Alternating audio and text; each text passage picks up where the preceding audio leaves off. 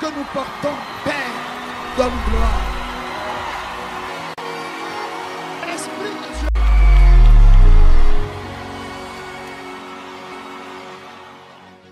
Seigneur notre Dieu, que ton règne vienne et que ta volonté soit faite dans nos vies comme au ciel. Que ce matin, le ciel se manifeste dans nos cœurs. Que la réalité du salut soit manifestée dans nos vies. Seigneur, nous voulons que nos vies soient transformées. Et c'est toi seul qui peux le faire. C'est pourquoi nous invitons le Saint-Esprit à accomplir son œuvre ce matin dans nos vies, Seigneur. Que nous diminuions, Seigneur, et que toi tu croisses. Qu'au travers de nous tu parles. Non pas à nous, Seigneur, mais à ton nom que nous portons. Nous te prions de donner gloire. Bénis une soeur ce matin. Bénis un frère ce matin. Brise les liens dans la vie de quelqu'un ce matin. Apporte, Seigneur, la réponse à un problème dans la vie de quelqu'un ce matin. Ce matin, rien que ta gloire. C'est ce que nous voulons. Ta gloire, Seigneur. Ta gloire dans ma vie. Ta gloire dans la vie de ton peuple. Seigneur, touche nos vies afin que nos vies ressemblent à ta vie, Seigneur. Merci, Saint-Esprit, pour ta présence. Pour ta présence. Pour ta présence. Alléluia.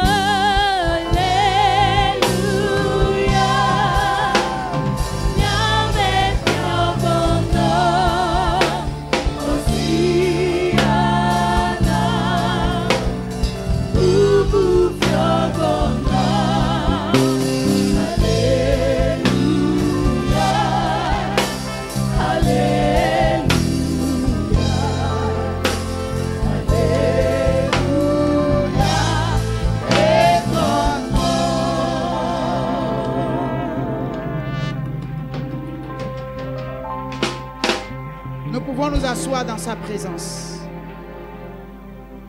Nous allons ouvrir la parole de Dieu dans le livre de Luc chapitre 23 versets 13 à 25. Je lis au nom du Seigneur Jésus. Amen. Pilate ayant assemblé les principaux sacrificateurs, les magistrats et le peuple leur dit: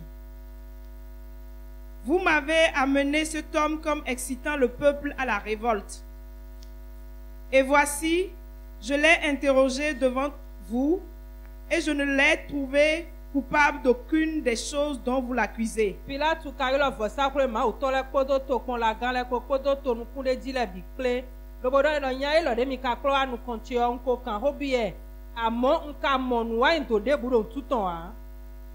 Hérode non plus, car il nous l'a renvoyé, et voici, cet homme n'a rien fait qui soit digne de mort. Je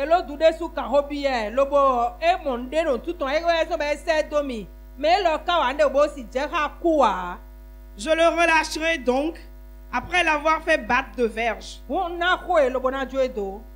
À chaque fête, il était obligé de leur relâcher un prisonnier.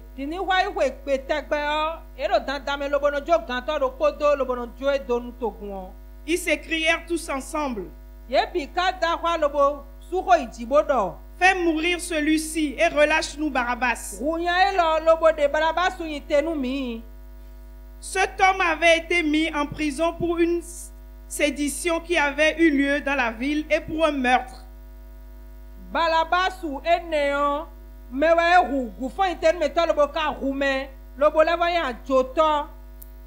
Pilate leur parla de nouveau dans l'intention de relâcher Jésus. Et ils crièrent: crucifie-le. Crucifie-le. Pilate leur dit pour la 3e fois. Quel mal a-t-il fait? Je n'ai rien trouvé en lui qui mérite la mort. Je le relâcherai donc après l'avoir fait battre de verge. Mais ils insistèrent à grands cris, demandant qu'il fût crucifié. Et leurs cris l'emportèrent. Pilate prononça que ce qu'il demandait serait fait. Il relâcha celui qui avait été mis en prison pour sédition et pour meurtre, et qu'il réclamait, et il leva Jésus à leur volonté.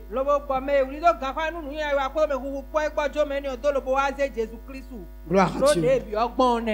Gloire à Dieu. Gloire à Dieu. Que le Seigneur bénisse sa parole. Je prie le Seigneur d'ouvrir ton entendement pour que tu comprennes parfaitement ce sujet. Alléluia. Amen. Car il fallait que quelqu'un paye la dette du péché. Il fallait que quelqu'un paie la dette du péché. Alléluia. Amen. Mon ami, le péché est une dette qu'on doit payer. Alléluia. Amen. Le péché est une dette. Mais le problème, personne, aucun homme sur la terre n'existe pour payer cette dette-là.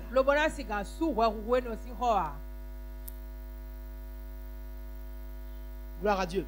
Alléluia. La Bible a dit que tous ont péché et sont privés de la gloire de Dieu. Alléluia. Amen. Le péché est une dette. Et il faut forcément que cette dette soit payée. Mais qui pourra payer cette dette? Qui parmi nous peut payer la dette du péché? Est-ce que quelqu'un peut lever la main ici pour me dire que lui, il peut payer cette dette? Gloire à Dieu. Alléluia. Si quelqu'un le peut, qu'il lève la main. Gloire à Dieu. Il n'y a aucun homme sur terre ne peut payer le prix de la dette du péché. Mais si personne ne la paie, alors nous tous, nous allons mourir, séparés de Dieu.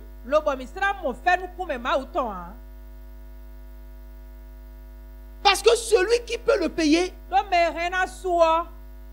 c'est celui-là qui n'a jamais connu le péché.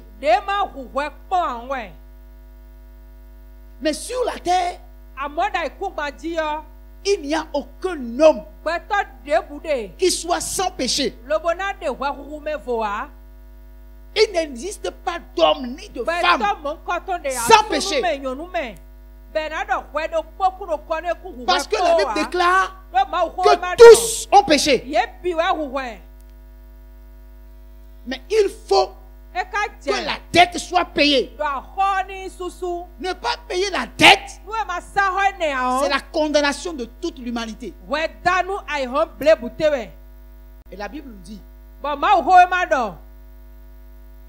que Pilate a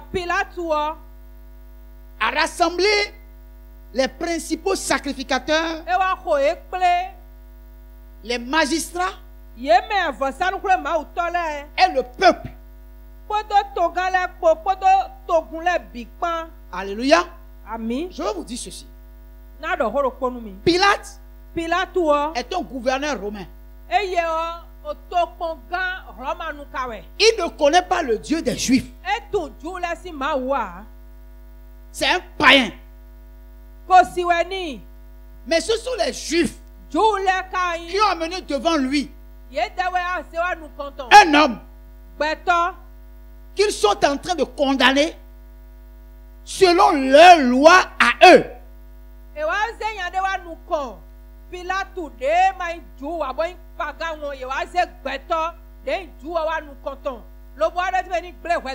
ils ont demandé à un païen de juger un des leurs par rapport à une situation qui concerne leur adoration.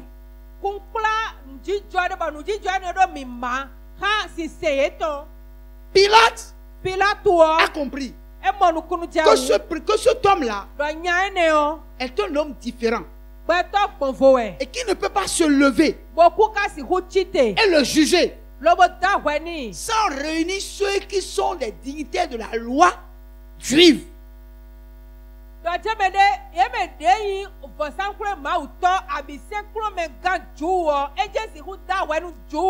C'est pourquoi il a appelé les souverains sacrificateurs. Il a appelé les magistrats. Il a appelé tout le peuple pour un conseil. Parce que cette affaire est une affaire qu'on ne peut prendre à la légère. Et il leur dit, cet homme-là, quand je l'ai regardé, je l'ai observé, je n'ai pas de reproche à lui faire. Tous ceux dont on accuse, quand je les observe, je constate qu'il n'est coupable de rien. Je l'ai envoyé chez Hérode. Hérode l'a examiné. Il a regardé jusqu'à... Il me l'a retourné en disant que lui-même, il n'a rien trouvé à lui reprocher. Et quand il est revenu, Pilate a encore réobservé. Il a constaté que cet homme-là n'est coupable de rien. Mais pourquoi vous me l'avez amené? Pourquoi vous me l'avez amené? Gloire à Dieu. Et écoutez ceci.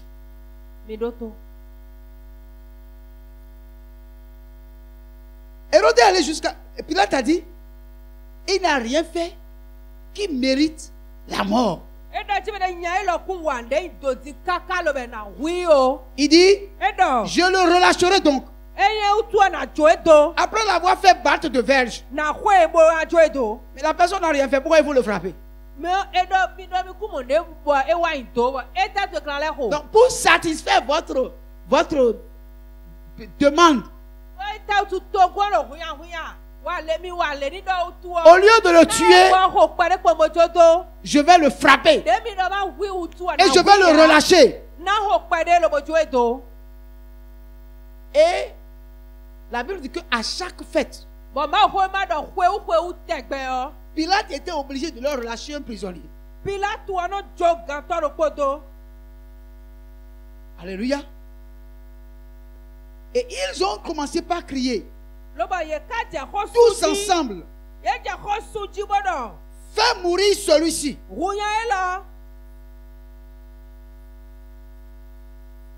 Et relâche-nous Barabbas. Alléluia. La Bible a expliqué que Barabbas est un meurtrier. C'est quelqu'un qui a semé la sédition au milieu d'Israël et a tué quelqu'un.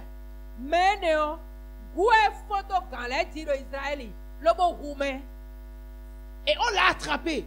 On l'a mis en prison. Et il devait mourir à cause de ce qu'il a fait. Mais le peuple a demandé à Pilate, ce que nous voulons, relâche-nous Barabbas. Fais grâce à Barabbas pour que Barabbas sorte et que celui-ci soit tué à sa place. Gloire à Dieu. Alléluia.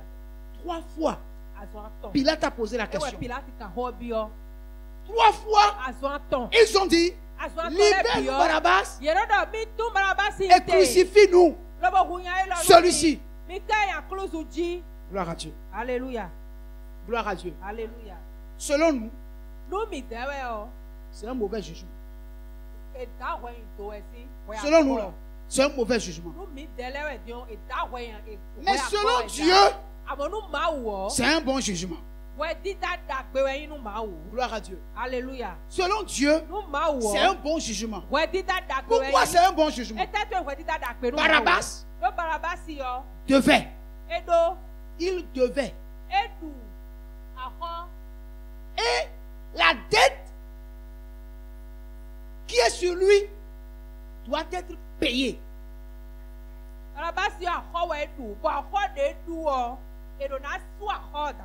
Or, pour payer la dette, c'est la mort qui doit s'en suivre.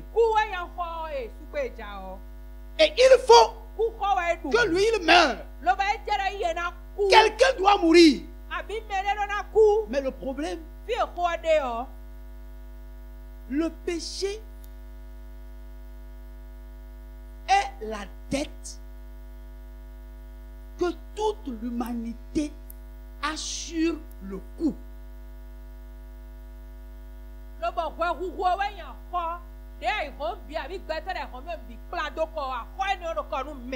Et Barabbas devait mourir. C'est la sentence de mort qui est tombée sur Barabbas. Mais en ce moment-là, quelqu'un a apparu. Et cette personne, on l'a amené au tribunal. Et on a fouillé sa vie. Et on a vu qu'il était exempt de toute condamnation parce qu'il n'y avait rien qui était justifié par rapport à l'accusation.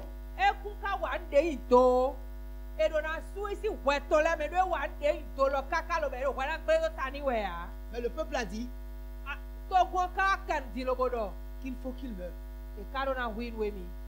Alléluia. Amen. Je vais vous dire ceci. Nous tous, nous sommes du même rang que Barabbas. Nous tous, nous sommes des meurtriers au même titre que Barabbas. Nous tous, le tribunal de Dieu nous condamne. Et même le tribunal des hommes nous condamne.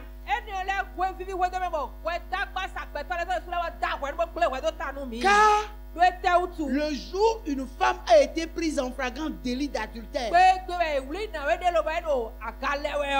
et on l'a amenée devant Jésus, ils lui ont dit, la loi de Moïse a dit que quand on attrape quelqu'un en flagrant délit d'adultère, on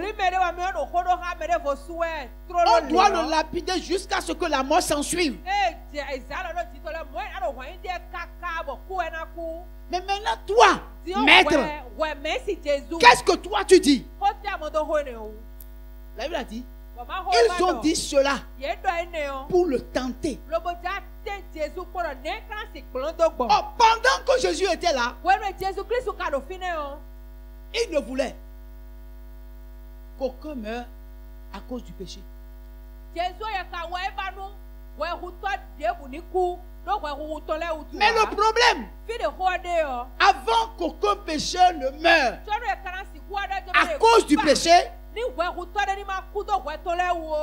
quelqu'un doit d'abord payer la dette. La dette n'étant pas encore payée, il ne peut jamais dire ne la tuez pas. Il va enfreindre la loi de Moïse. Mais il leur a dit que celui d'entre vous qui n'a jamais péché lance premièrement la pierre. Et après lui, les autres vont lancer la pierre. Mais le problème c'est quoi? Parmi eux qui étaient en train de condamner la femme adultère, il n'y avait pas un seul qui n'a jamais péché. Aucun d'eux ne remplissait la condition imposée par Jésus. Et chacun d'eux a déposé leur pierre. Et est parti sur la pointe des pieds. Quand Jésus a relevé la tête, il ne restait que la femme seule. Et Jésus a levé la tête. Il dit, où sont ceux qui te condamnaient? Et la femme lui a dit, elles sont toutes parties. Et Jésus a dit, moi aussi, je ne te condamne pas. Va et ne pêche plus. Bien aimé, tu as besoin ce matin de quelqu'un qui va te dire, va, ne pêche plus. Ce matin, je ne te condamne pas non plus. Mais ce matin, parce que je ne te condamne pas, va et ne pêche plus. Tu as besoin de quelqu'un qui va te dire, va et ne pêche plus. Mais comprends bien. Comprends bien le danger que tu cours si tu livres ta vie au péché. Gloire à Dieu. Bien aimé, il a dit, quand bien même c'était le jour de sa condamnation, il dit à la dame qui est condamnée, je ne te condamne pas moi non plus, mais va et ne pêche plus. Vous savez pourquoi? Parce que le péché tue dangereusement. Le péché tue dangereusement. Alléluia. Amen. Mais bien aimé, dans le livre de Jean, Jean chapitre 18, versets 12 à 14. La cohorte, le tribun et les huissiers des Juifs se saisirent alors de Jésus et le lièrent.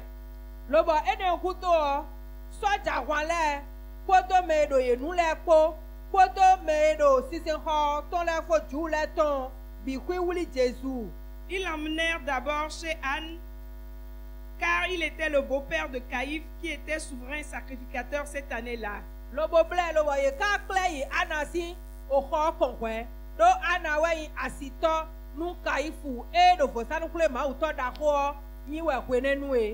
Et Caïphe était celui qui avait donné ce conseil aux Juifs. Il est avantageux qu'un seul homme meure pour le peuple.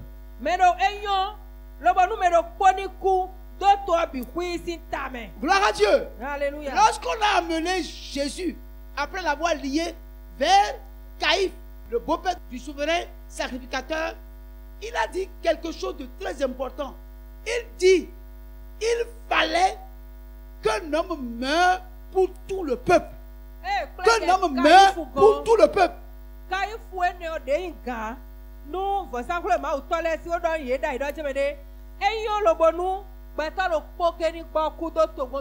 Donc le prix de la dette, c'est la mort de quelqu'un.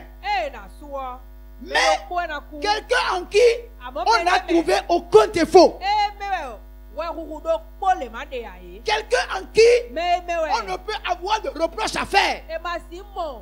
On a cherché, on a trouvé, on n'a pas trouvé. Mais lui, Jésus, quand il était devant Pilate, Pilate n'avait absolument rien trouvé en lui pour qu'on le tue Et Pilate a dit, non, on ne peut pas. Mais les gens ont dit, libère-nous Barabbas. Et lui, qui n'a pas de péché, il faut le tuer.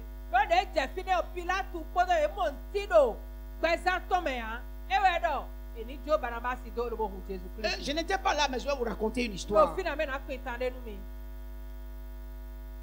Barabbas en était là. Et il savait qu'il devait mourir. Parce que c'est la sentence de ce qu'il a fait. Mais il était là un matin. On vient ouvrir son cachot. On lui a dit de s'habiller. Il s'est habillé. On lui a dit de sortir. Il est sorti dehors.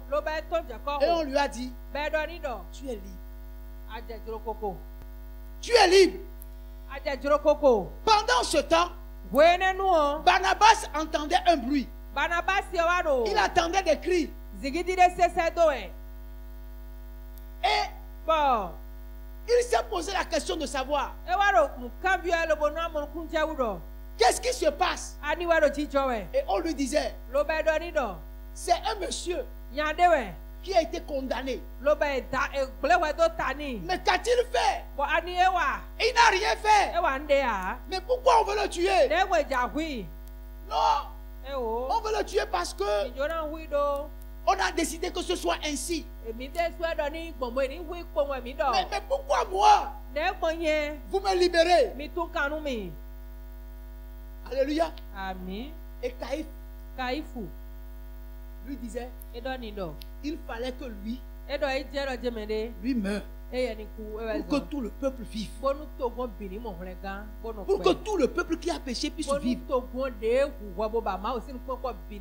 Il fallait que lui il meure. Et ainsi, Barabbas qui devait aller à la croix, lui il est sorti de la prison pour une véritable libération. Et l'innocent qui devait être libre, pendant que lui sortait, l'innocent était en train d'être crucifié à la croix.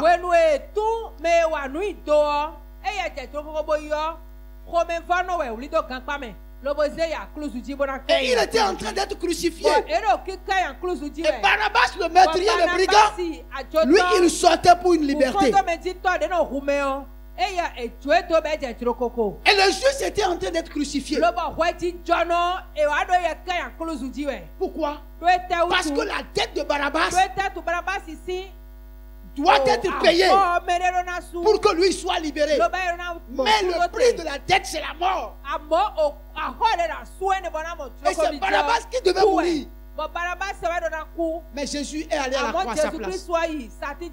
Et Barabbas, le brigand, est sorti de la prison, libéré, libre de ce qu'il a fait, libre du péché qui le condamnait. Gloire à Dieu. Alléluia. C'est la vie de chacun de nous. C'est ta vie, c'est ma vie. C'est nous qui devons aller à la croix. Mais on nous a libérés. Parce que la Bible dit, pendant que Jésus était à la croix, il a crié, Père, Père, pourquoi m'as-tu abandonné? Vous savez pourquoi? Parce que sur la croix, il portait le péché de toute l'humanité. Et son Père lui a fait don. Et en regardant l'humanité, l'humanité était sans péché. Parce que son fils portait tout le péché de l'humanité sur lui. Et Dieu regardant l'humanité, l'humanité était sans péché. Et Jésus a dit, Père, mais pourquoi m'as-tu abandonné? Parce qu'il porta mon péché. Il porta ton péché. Il porta ton péché, mon péché. Il payait la dette de ton péché et de mon péché. C'est pour ça. Il a crié, Père, pourquoi m'as-tu abandonné? Je veux dire à quelqu'un, ce n'est pas juste que Jésus ait payé une telle dette à ta place, à ma place, et que nous continuions à vivre notre vie comme si aucun prix n'a été payé, comme si quelqu'un n'a été à la croix pour nous. C'est ça le comportement que chacun de nous a. Nous vivons notre vie comme nous voulons. Oublions que quelqu'un qui n'a pas péché est mort à notre place. Il ne devait pas mourir. Parce que quand on a sondé sa vie, il n'y avait pas de péché dans sa vie. Il n'était pas celui qui pouvait mourir. C'était Barabbas qui devait mourir. C'est toi. C'est moi, c'est nous qui devons mourir. Mais lui, il est mort à notre place.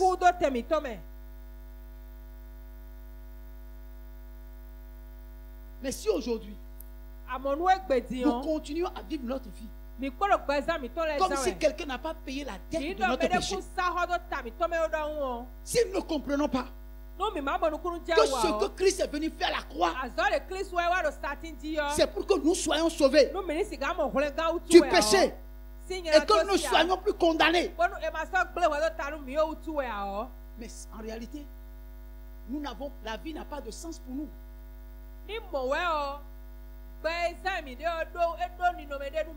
Gloire à Dieu.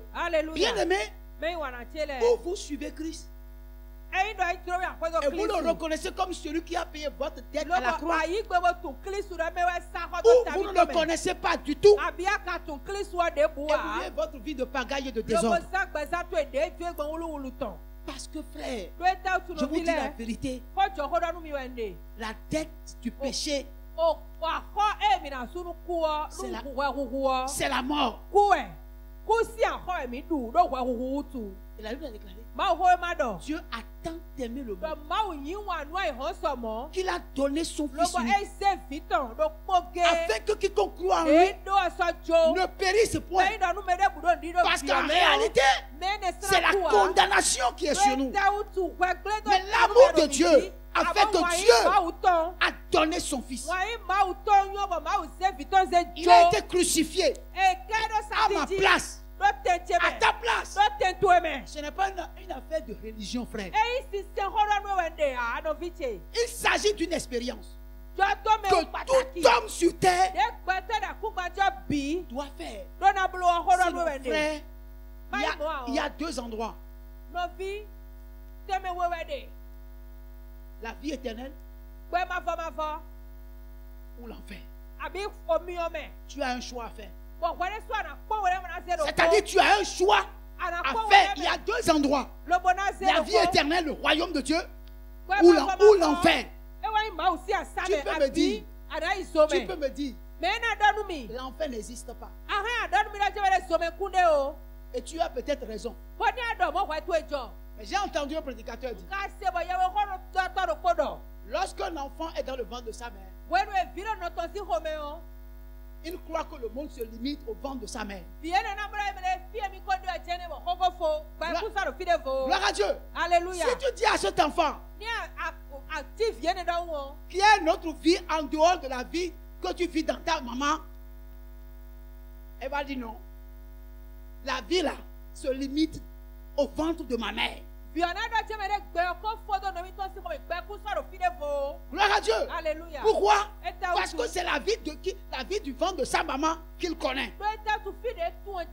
Si tu lui dis en dehors du ventre de ta maman, il y a une autre vie, il va dire non. Ou bien, c'est vrai, non? Mais le jour où il naîtra, c'est le jour là qu'il va savoir qu'en dehors du ventre de sa mère, il y a aussi une autre vie. Aujourd'hui, tu ne connais pas autre vie que la vie que tu vis maintenant. Même si on te parle d'une autre vie qui existe, tu peux refuser. Comme le bébé dans le ventre de sa mère. Pourquoi? Parce que tu ne connais que cette vie. Mais quand on te parle d'une autre vie, en dehors de la vie d'ici, tu contestes. Parce que tu as étudié. Gloire à Dieu. Mais il y a quelqu'un qui nous a dit qu'il y a une autre vie en dehors de la vie que toi et moi nous menons maintenant.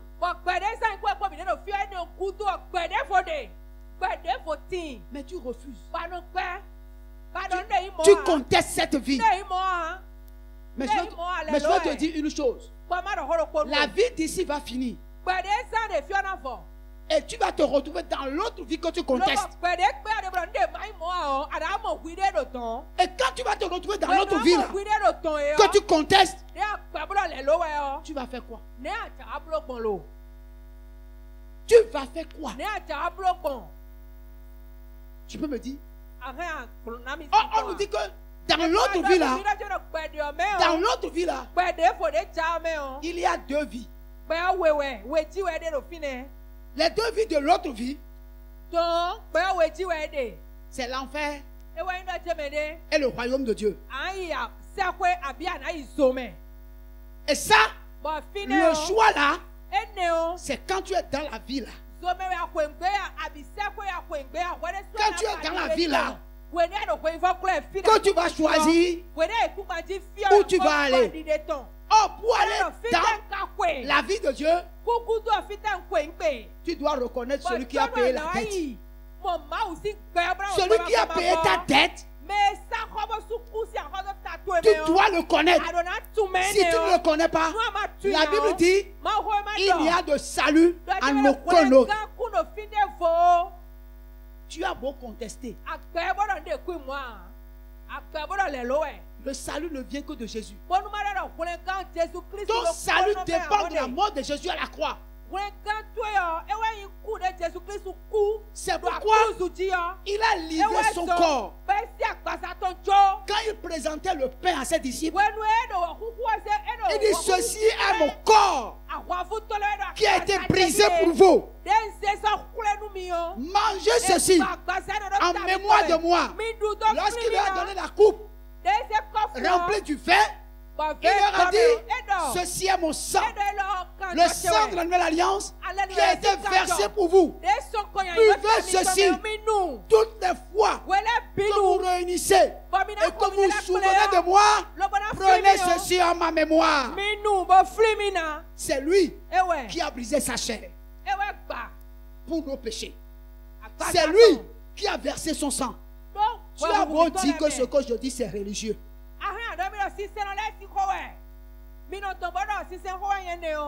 Gloire à Dieu. Alléluia. Mais un jour, tu vas comprendre que ce que je te dis est au-delà de la religion.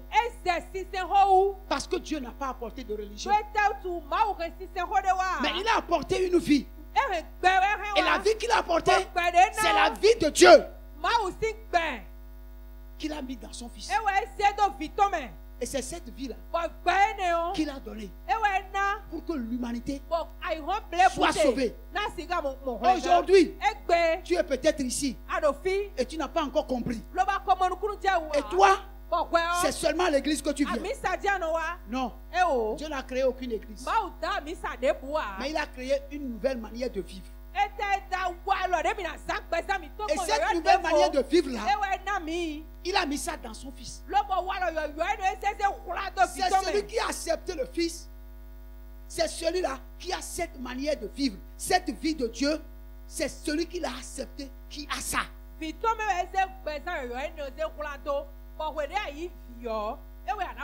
C'est la présence du Fils qui a payé la dette, qui change ta vie, qui te donne une nouvelle vie, qui te donne une manière de vivre. Bien aimé, Barabbas est mort ou devait mourir. Mais à cause du juste qui n'a point jamais péché, Barabbas a été délivré de la mort et Jésus a été condamné.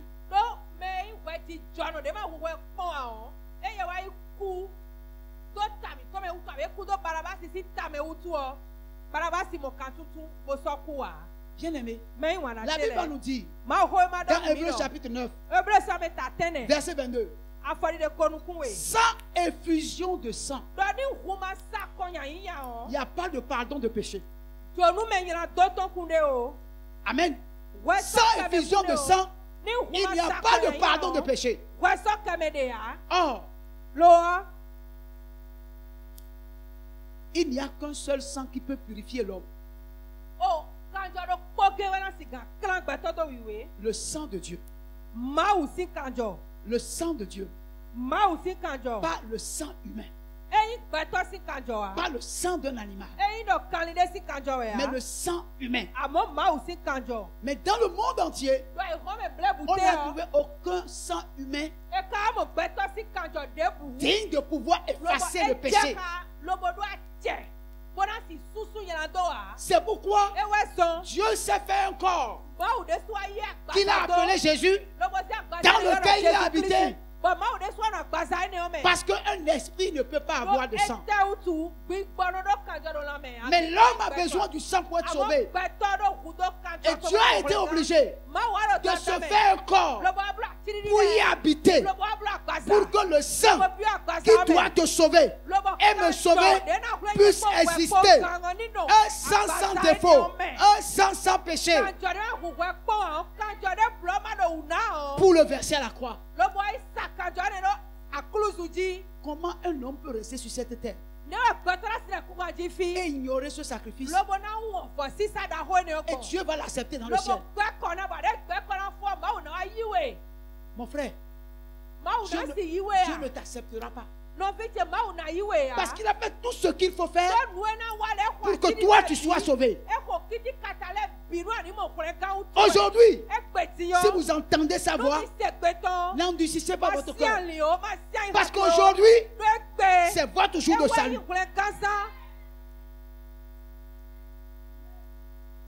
Si aujourd'hui, nous pouvons aller à la table sainte, manger le pain et boire le sang, c'est parce que lui, il a brisé sa chair à la croix. Il a porté nos péchés sur sa chair.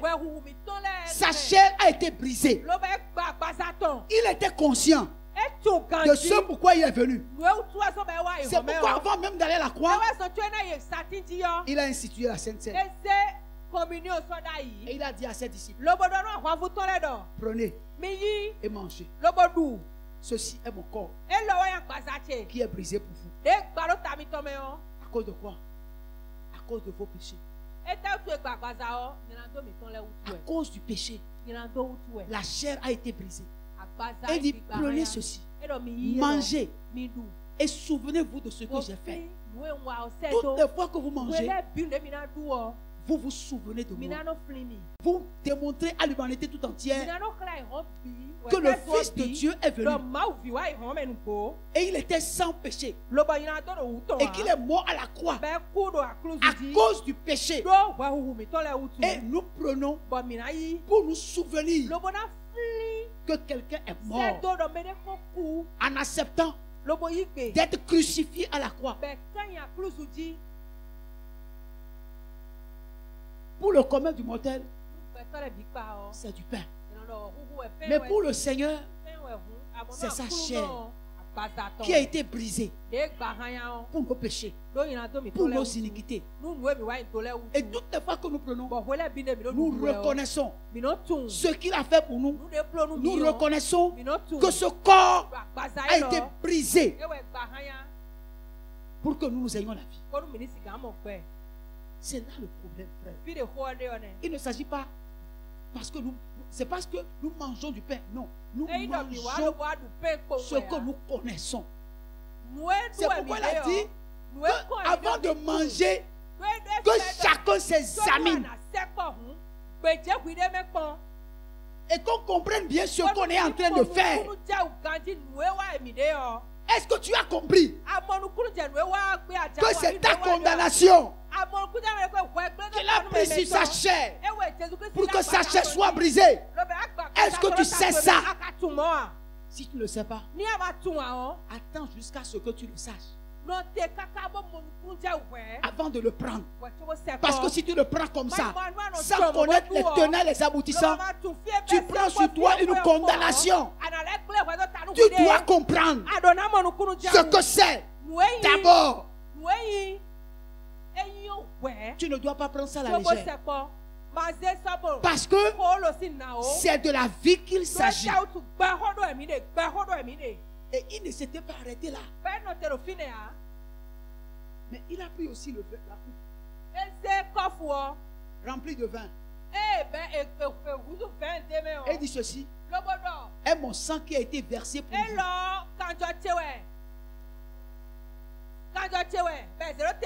Quel parent peut accepter de verser son sang pour son fils?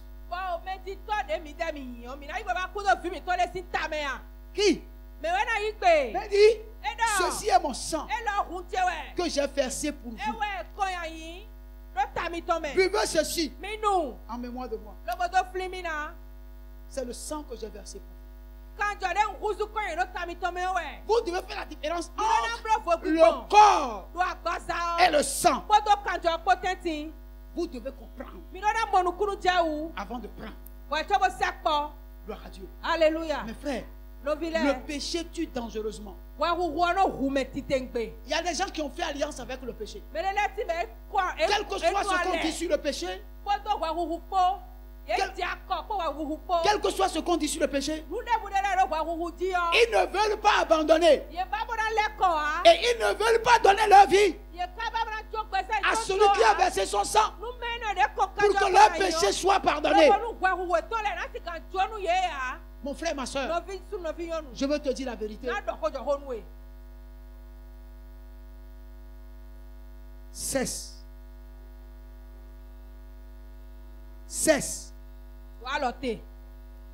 de bafouer le sang qui a été versé pour toi.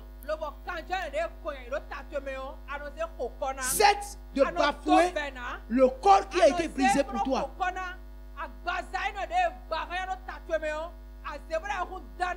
Gloire à Dieu. Bien aimé, bien aimé. On ne peut s'amuser avec les choses sacrées.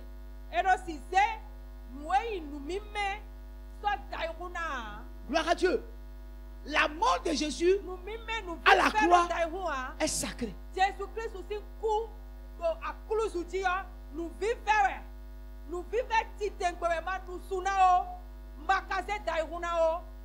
Jésus a dit: mon Père, pourquoi m'as-tu abandonné? Oh, il nous a toujours dit: celui qui m'a envoyé, mon Père, est toujours avec moi.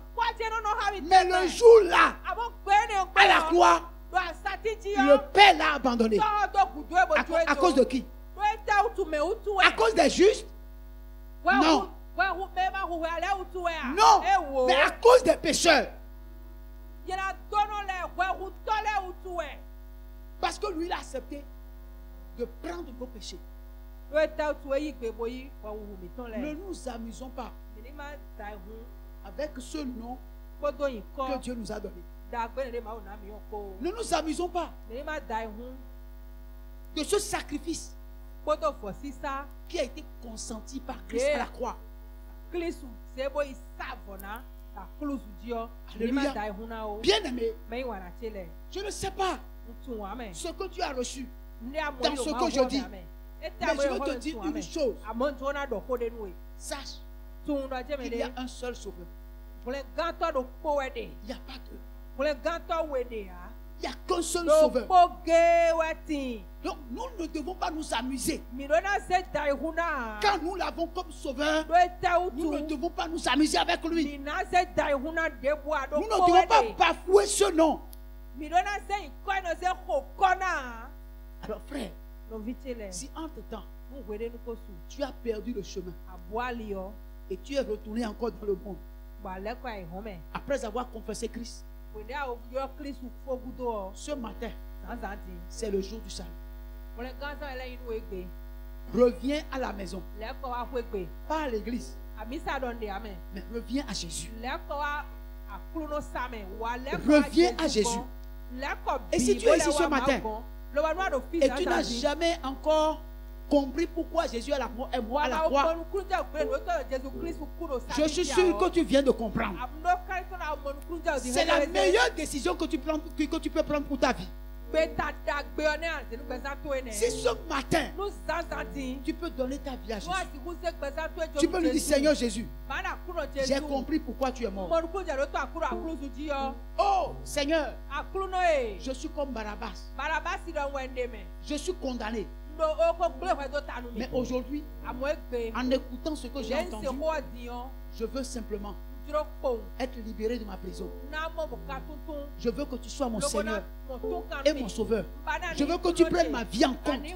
Si ce matin, tu peux faire ce pas, ce serait une bonne chose. Cesse de dire en ton cœur, je suis catholique, je suis méthodiste, je suis protestant, christianiste céleste. Jésus n'est pas dans ça. Il n'est ni catholique, il n'est ni protestant, il n'est ni méthodiste. Il est le Fils de Dieu qui est mort à la croix du Calvaire pour le péché de l'humanité. Il n'est pas catholique, il n'est pas protestant. J'interpelle chacun de nous à prendre la bonne décision. La bonne décision qui ne lui sera pas ôtée.